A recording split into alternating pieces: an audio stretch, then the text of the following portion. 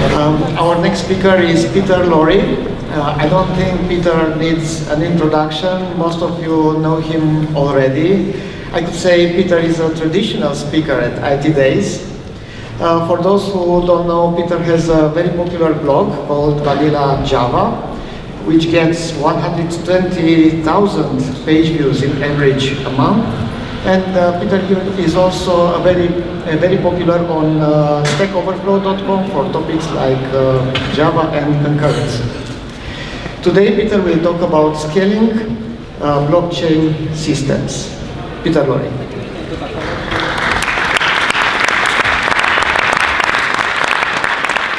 Good afternoon. This is actually my 5th time in Cluj. I like coming back. Come every year for the last 5 years. In fact, when I started the company, my first consulting role was actually in Cluj. So it has a sentimental value to me. I'm a Java consultant and developer. I'm a Java champion, and more recently I've become CEO of a company of 14 developers, 14 staff, mostly developers. A little over half of our developers have 20 years experience, so we have a lot of experienced developers.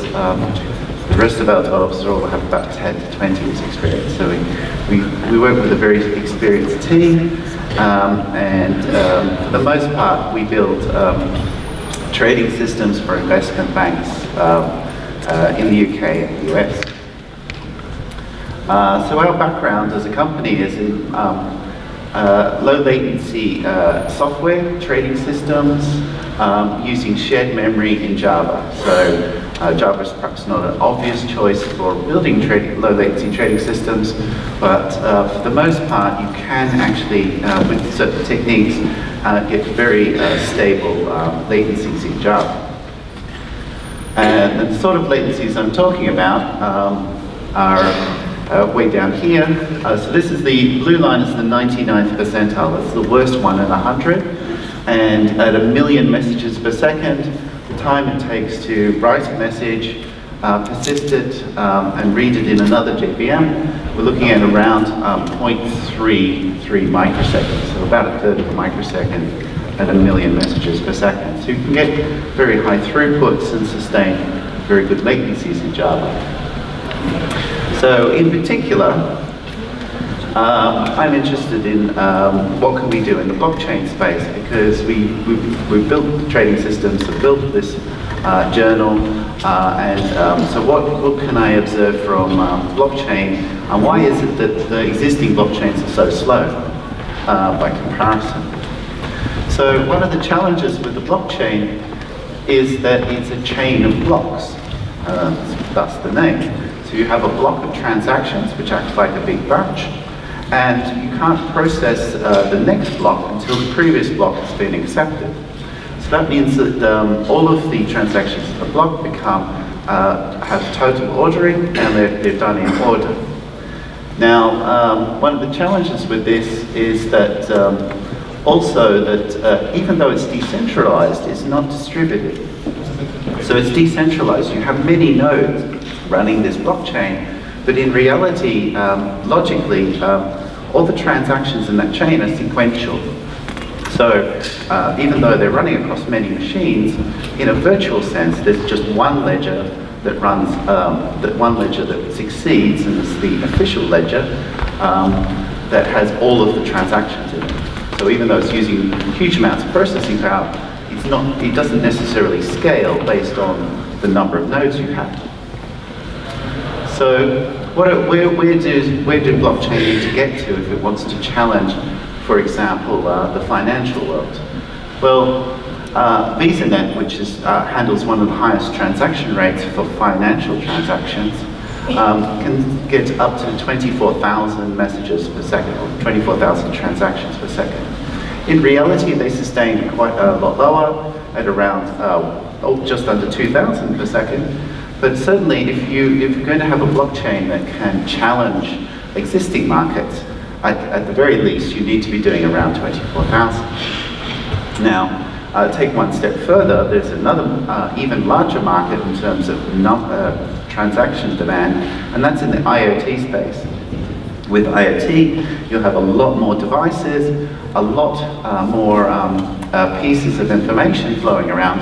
The value of those pieces of information is much, much lower, so you have to have a lower cost per message. But the sort of rates that you're looking at are in the excess of 1 million per second if you want to support all the IoT devices going past 2020. So you need to be at least 24,000, and you probably want to be into the millions. So what are we actually achieving today? Well, Ethereum is getting around 7 transactions per second, which is fine for how it's being used at the moment, but it won't scale to, in its current incarnation, it won't scale to be really challenge existing markets. Now, Ethereum has plans to support a thing called proof of stake, which does achieve higher throughputs. And Bitcoin had plans to double the block size, but that's really not going to make a huge difference, because even if you doubled it from 2.7 to 5.4, you still get a relatively low throughput. Part of the reason why these are so high is because they use a thing called proof of work. And proof of work gives a high degree of guarantee to the data set purely by the amount of processing power which would be required to change it or alter it.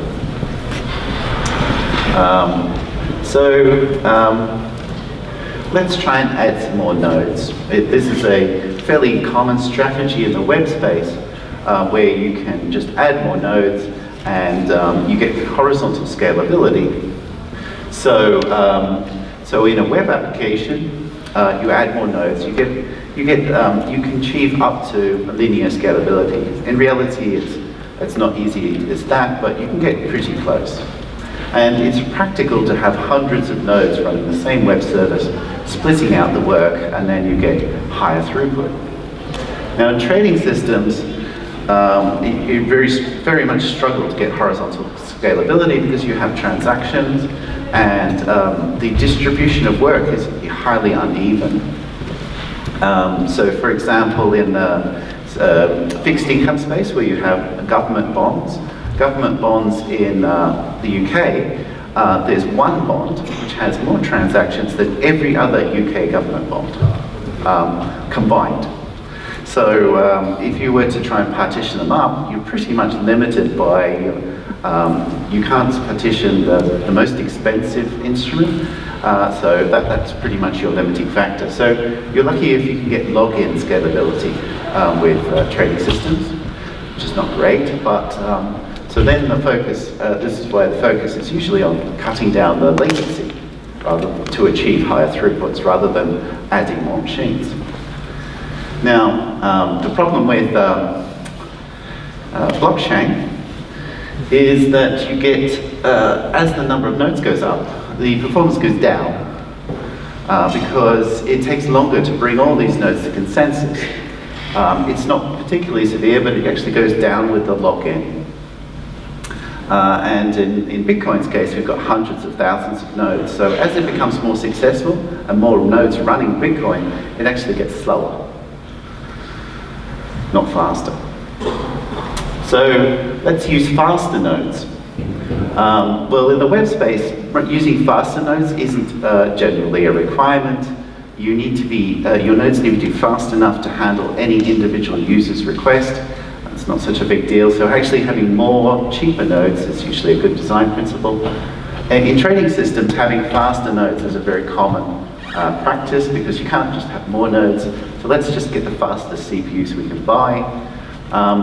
Unfortunately, Bitcoin has, a proof of work has two constraints in this. As you get faster nodes, the amount of work goes up.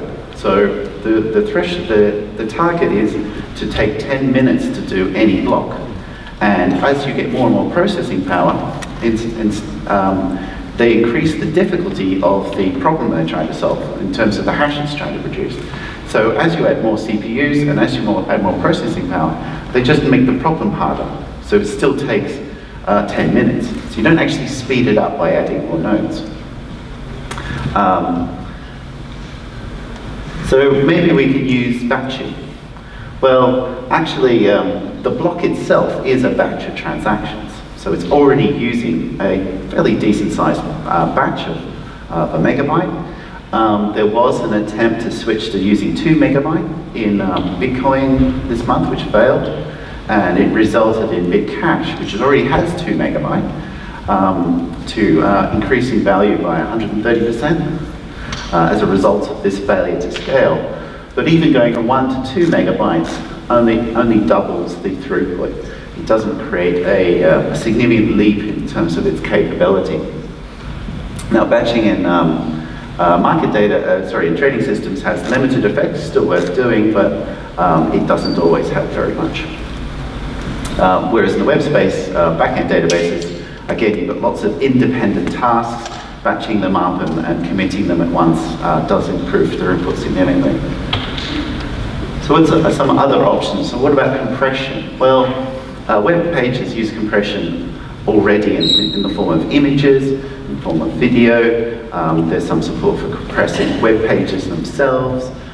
They use incremental updates, so when you download a web page, if a lot of the elements it refers to have already been downloaded, they don't get downloaded again. So there's a lot of techniques in the web space which allow you to cut down the amount you have to download to improve the performance of your web space.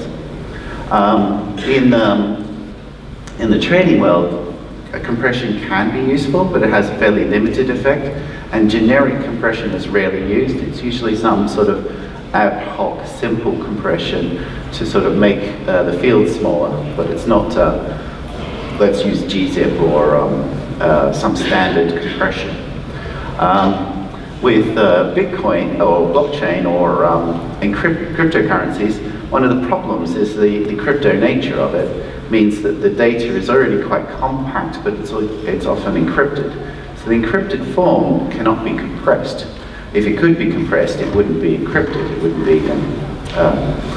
be. It means that there's some information yet to squeeze out of your data set. So using compression with encryption with digital currencies is not as easy as it sounds. The best you can do is to try and use reasonably compact transactions and keep your messages as small as possible. But beyond that, there's not much you can do about it. So what about power consumption? So in the web space, one of the things you can do is you can use efficient web servers. You can use a web servers in remote locations. So, for example, Google has data centers in northern Canada. So the data centers don't have any cooling. Instead, they sit in shipping containers, and they just use the ambient cooling to keep down. And then something like about a week, a year, the temperature is too high to run the servers. They just don't run them. But that's one way of reducing the power consumption by not just choosing to run boxes in a particular location. In the trading system world, that's not really a good option. In general, you want the most powerful boxes you can get because you can only have a very small number of them. But because you have a small number of them, they don't necessarily use up a lot of power for what they do. So it's not necessarily a problem. Whereas in the digital currency space, the amount of power consumed is only determined by the economics, the cost of power and the reward rate for doing the work. So this means that a lot of the countries where power is cheap, such as China and Russia, are quickly becoming the main source of data miners because the power is much cheaper, and how many of those servers are running is largely dependent on that reward rate. So as long as there's a significant reward for running more servers, people will keep adding them. Once the cost of power reaches almost the cost of the reward, there'll be far less incentive for people to just keep adding nodes. So how much power does Bitcoin use? Well, when I wrote this slide 2 months ago, Bitcoin actually used less than Ireland, but greater than Lebanon. So it's larger than a moderate nation state. Today, it actually, yesterday, it used about roughly as much power as Bahrain did, the whole country, so greater than Ireland. So to run all these transactions, it draws a significant amount of power. So it's actually at 0.13% of the world energy production, which is kind of high. So again, if we look at batching, how much scalability can we get out of that? Well, if we went to 2 megabytes, which interestingly they failed to actually achieve, then you could get to maybe 5 transactions a second, 10 megabytes, 27, and in theory 100 megabytes, which starts to get quite a big transaction. You're looking at about 270 a second. We're still getting a long way away from our target of, say, 24,000 or even a million. So what are some of the proposed solutions? One of them is proof of stake. So proof of stake means that the nodes involved have to put up a certain amount of money to be involved in the chain. Now, what rewards you get for putting up a stake, how that actually works, changes between systems, but in general, forcing nodes to put money up is generally assumed to result in less nodes contributing. So that's considered a downside. It's less democratized. It's more based on how much money you can put forward. But the reality is that with Bitcoin and proof of work, to make money out of it, you need to be in a location with cheap power. You need to have specialist hardware. So there is a barrier to entry in a realistic sense there as well.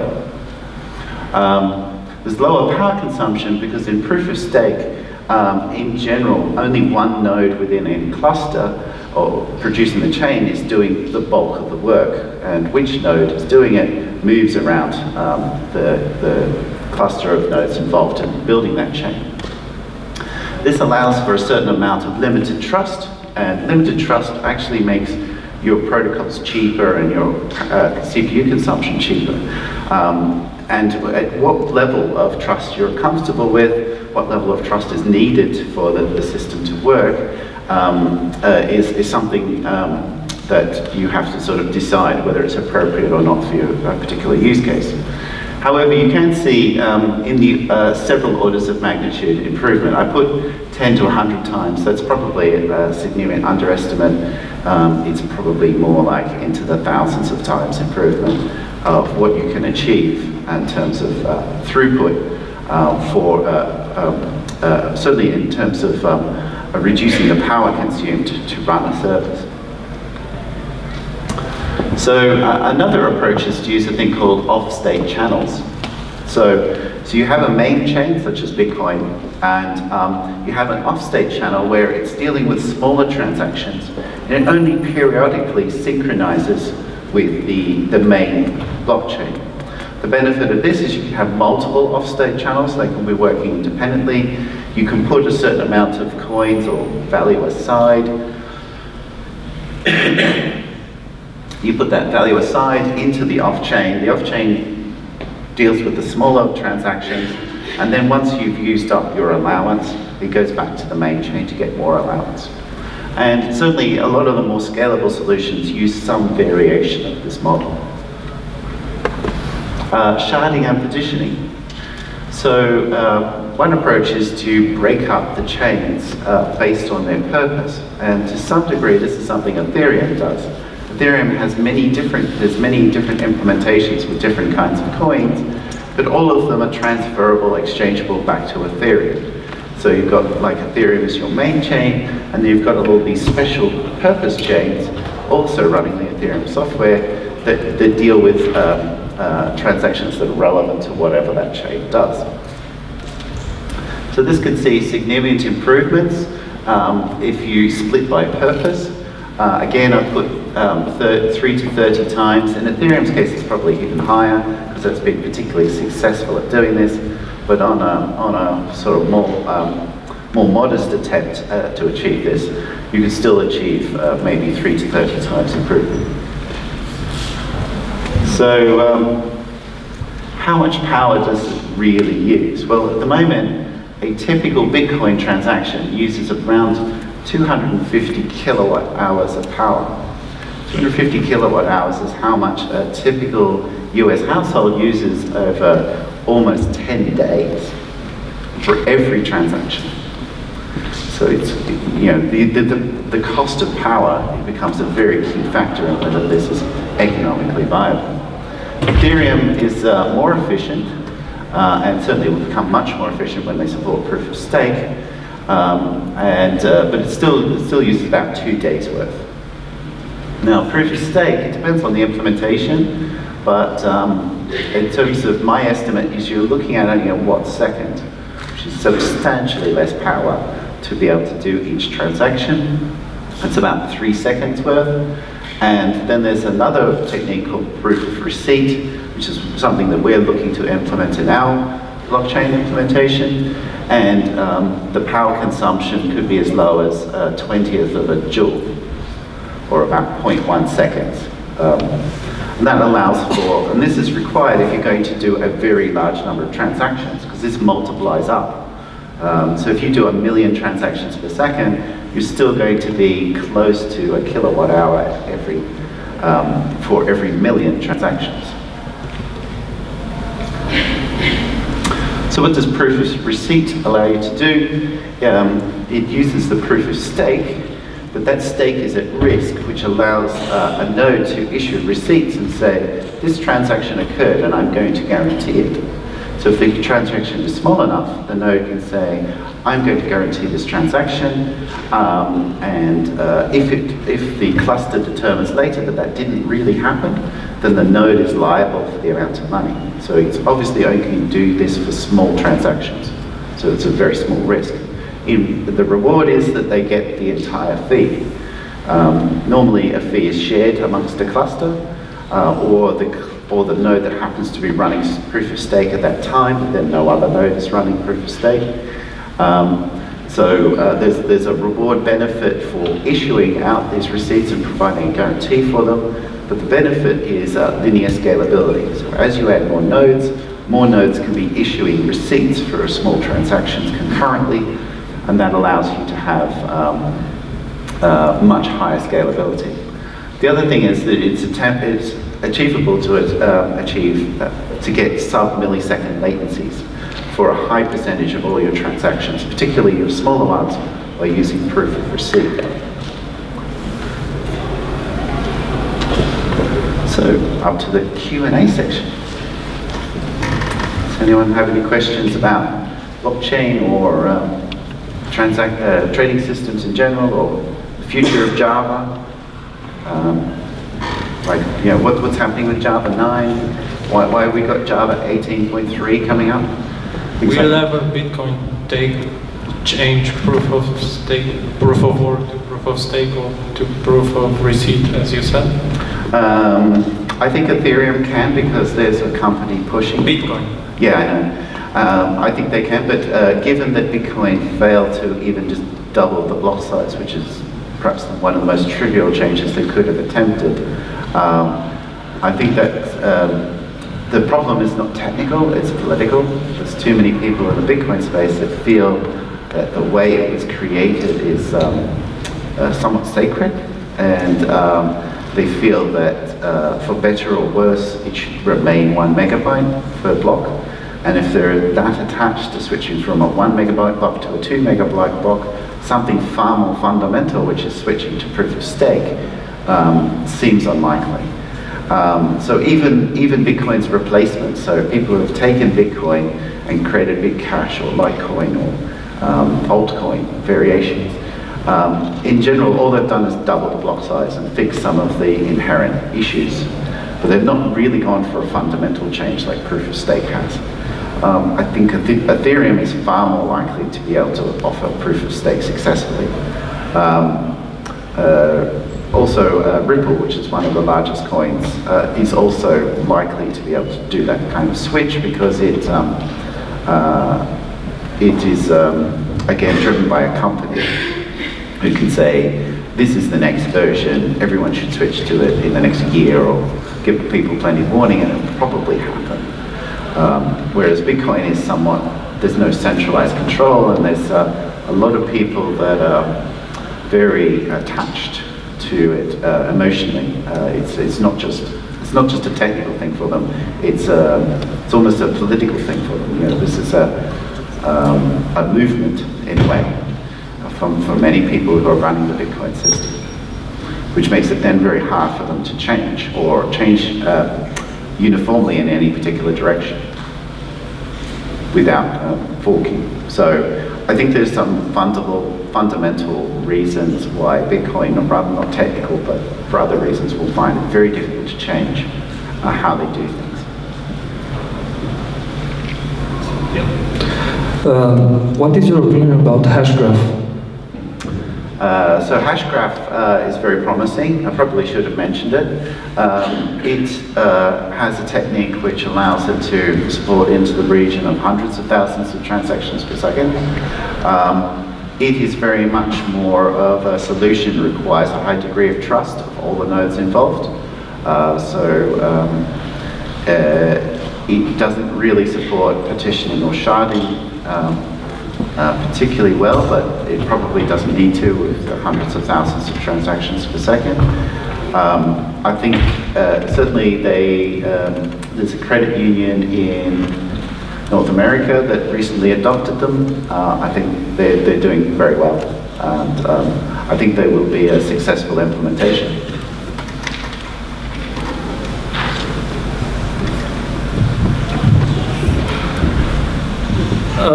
On proof of receipt, can you implement anonymity features? Yes, you could. We're likely to not emphasize anonymity too much because we're looking to ultimately be regulated, but there's no particular reason why proof of receipt is limited to that. Essentially, a proof of receipt means that there are certain nodes that are trusted because they have put up a certain amount of stake that's associated with an account. That account has a balance. So an account which has a balance can put up a stake which is at risk for all of the receipts they've guaranteed. So there doesn't need to be any particular name attached with it. It's just that the receipt says, I guarantee, in fact anyone in theory could guarantee that a transaction occurred. And if someone else presents that to the system later and they say, that transaction didn't happen, then the money comes out of the account of the person who guaranteed it, not the sender, if that makes any sense. Isn't the issuer, the receipt, know the identity of the requester? Yes, but it has to be associated with an account that's guaranteeing the receipt is valid. That's all. So in theory, proof of receipt, I can figure out what user would have, but in theory, anyone in the system should be able to issue a receipt for a transaction. They don't have to be running a node. So basically, if you've got enough money in your account, you can guarantee up to that amount. Although probably will limit it, can't guarantee 100%, maybe only 50% of what's in your account can be guaranteed. Okay, thanks. And proof of receipt for an OA implementation is essential for partitioning. So proof of receipt allows us to transfer money from one cluster, say a New York cluster, to a London cluster. So clusters can exchange money between each other without knowing the balance of every account. They only need to know the balances of the approvers, not every individual within that region. Hi. Yes. Besides the financial industry, where do you see blockchain being applied? Which domains? I mean, you can use it for something else but finance, but transactions. Certainly the number of coins that are out there in terms of ICOs, there's an incredible variety of use cases. There's something like 1,400 coin offerings out there, of which only about 600 are actually running right now. But they include things from health to dating. So basically any application you've ever used that forms some sort of credit could be used a blockchain coin instead. Every loyalty program you've ever come across could use a blockchain coin instead. If you go to a supermarket and you get a certain number of points, instead of getting points, they could be a part of some sort of chain that can be certain approved retailers you can spend that money at, for example. You kind of have a similar system like that at the moment, except that it's not quite as open. It doesn't necessarily use blockchain. But essentially any system at the moment where there's transferable or storable value from flying miles to it can be turned into a blockchain. Why use a blockchain when you could just use a ledger? Is really about improving openness.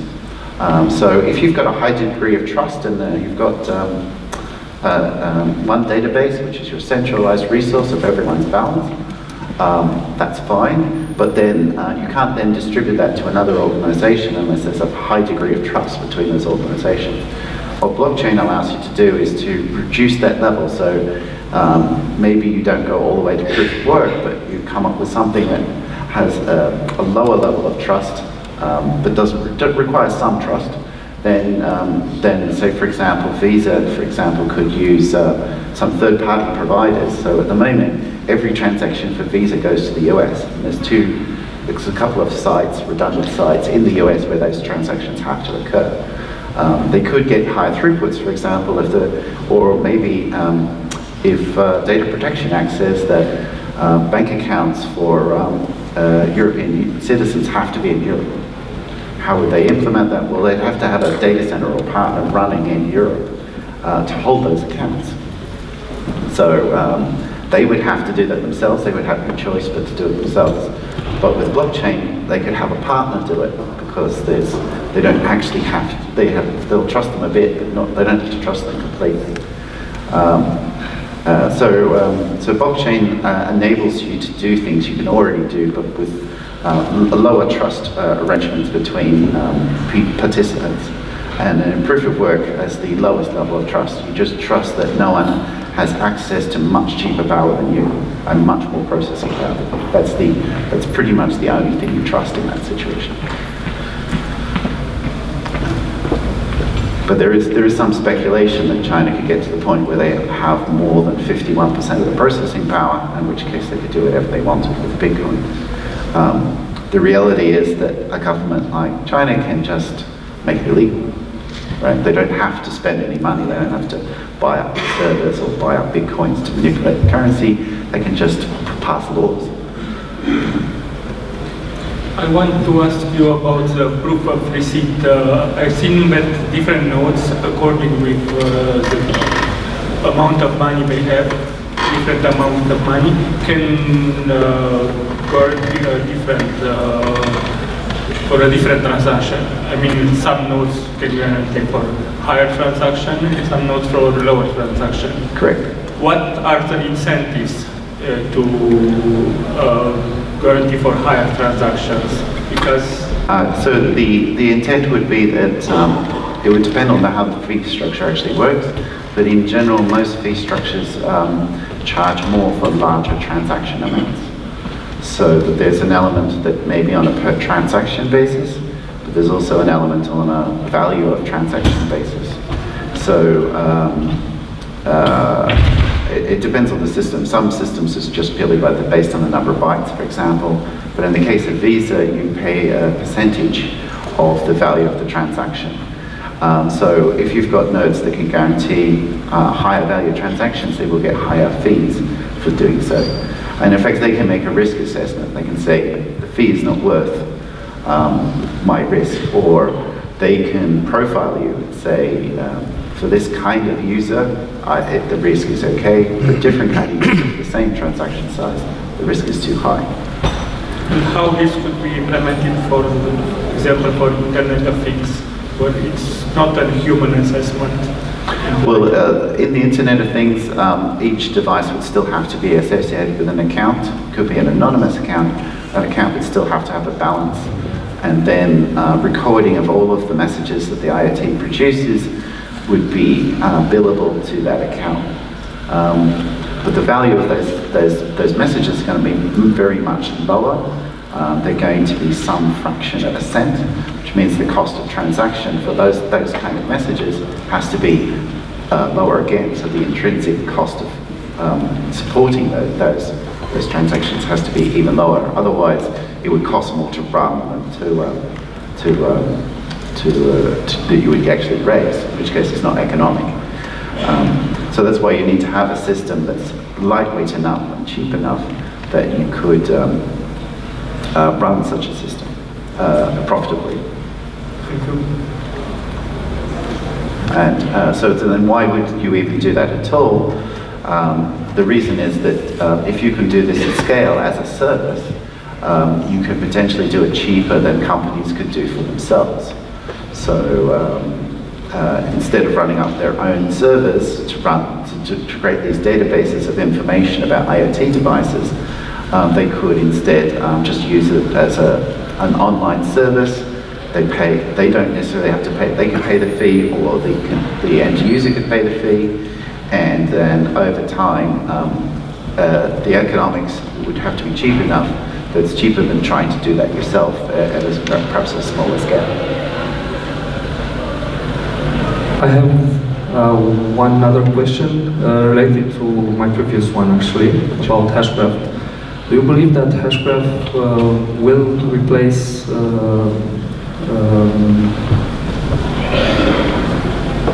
blockchain? And if you do, what do you think would be the impact? The problem with Hashgraph is it requires one of the highest degrees of trust between nodes. So for example, there's the credit union I mentioned, they will be running all the nodes involved. So they have a high degree of trust between all of those nodes because they control them, they own the security of them. So it's not a problem in their case, and they just need the speed. So in a way, they're using a slightly more reliable, slightly more secure high-speed ledger, distributed high-speed ledger, which has a lot of value in and of itself. But to replace all blockchain is probably impractical, because to really replace every use case, you have to be as secure as proof of work, but as efficient as Hashgraph, which is competing concerns. I don't know of any way, certainly if anyone can solve that problem, they do very well. So that's the real challenge. But that doesn't mean that it isn't going to be successful and isn't going to have a significant niche in the market. It's just not going to take over all possible blockchain use cases, in my opinion. Okay, thank you.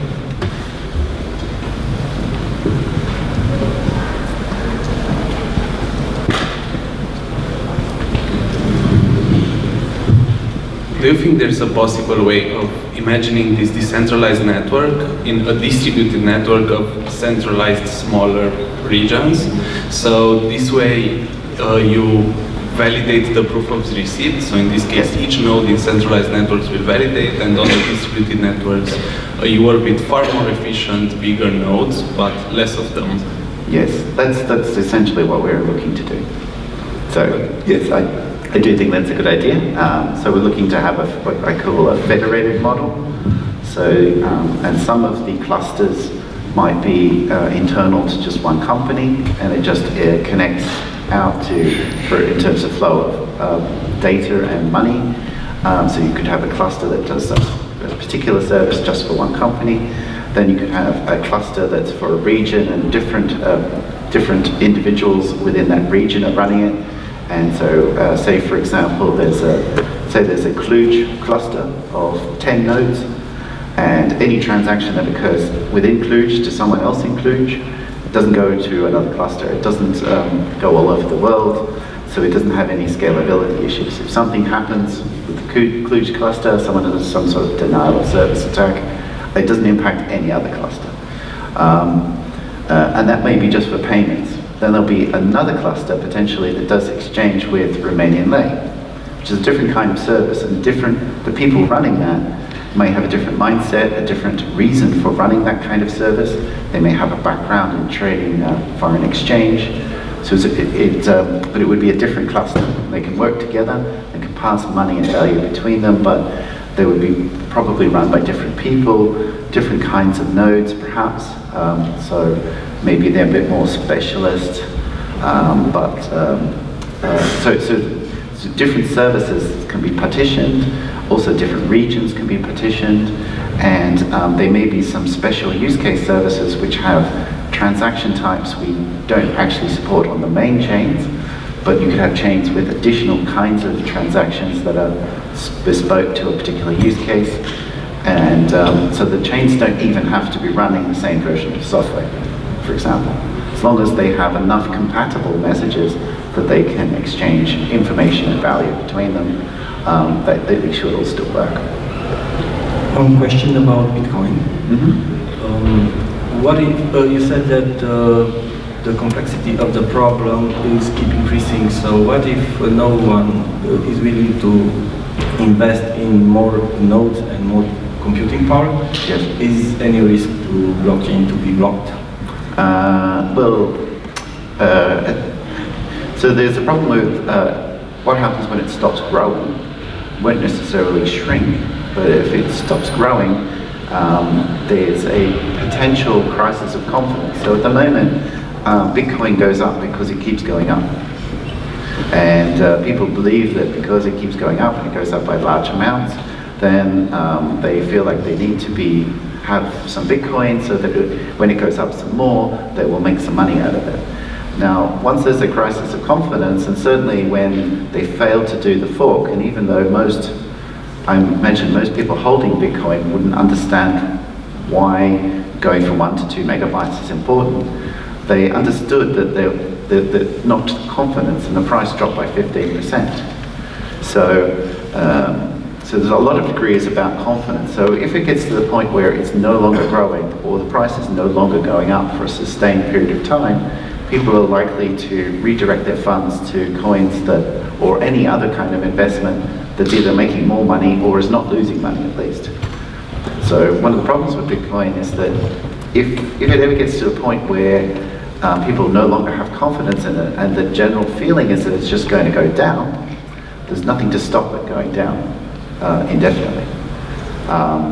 Because it will reach the point where the reward for running the service is lower, as the cost of running the service is more than the reward.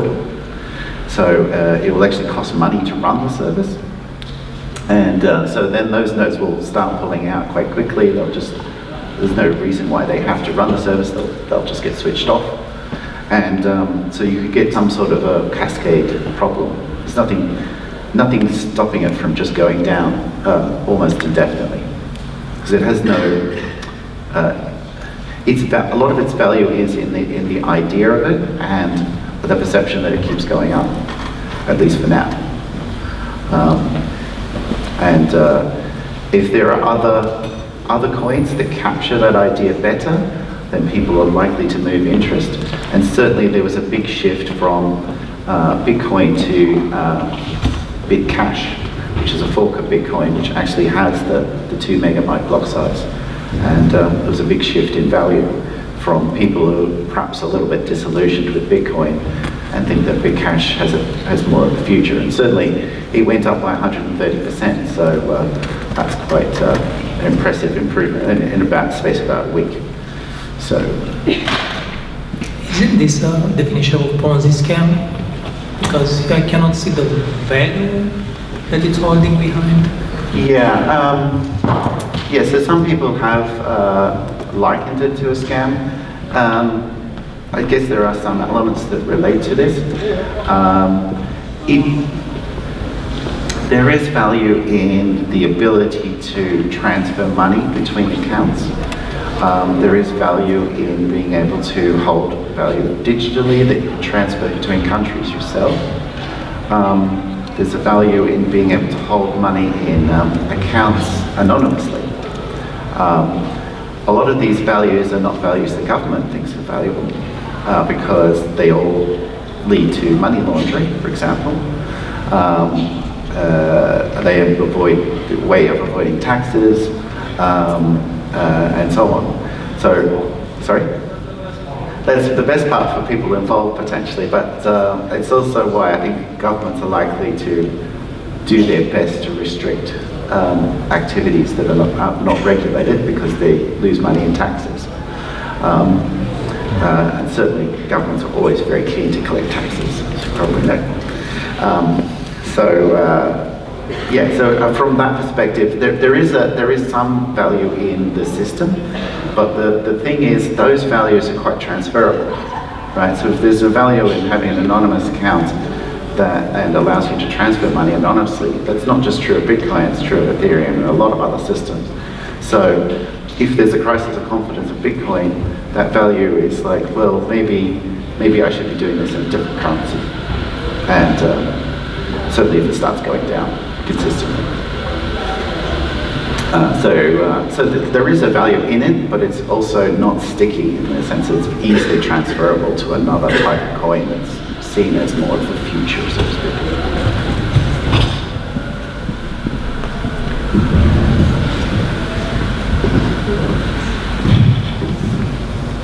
If Bitcoin stands to lose value, do you think there will be a mass migration to another cryptocurrency? Yes, certainly that's what happened last week, shifting in particular to Bitcash.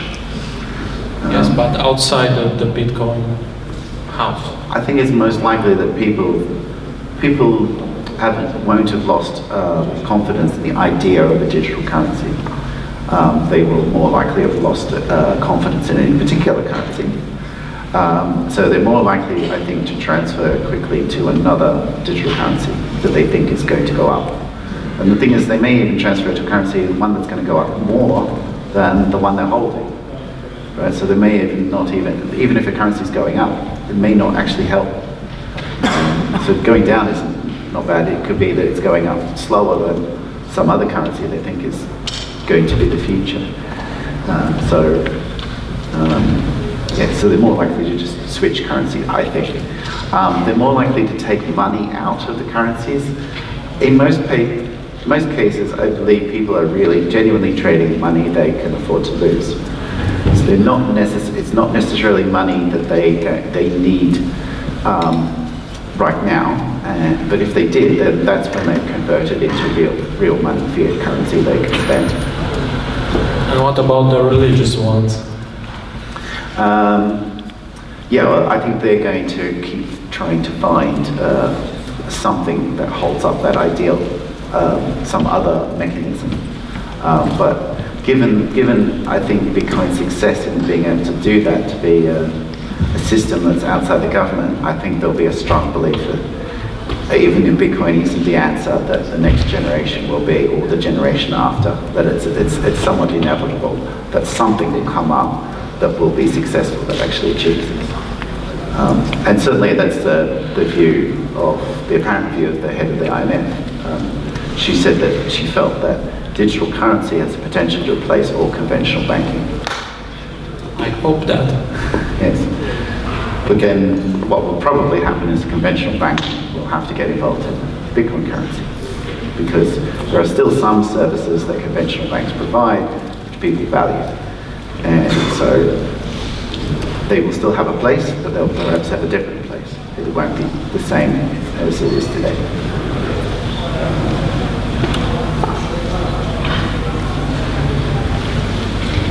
Any other questions?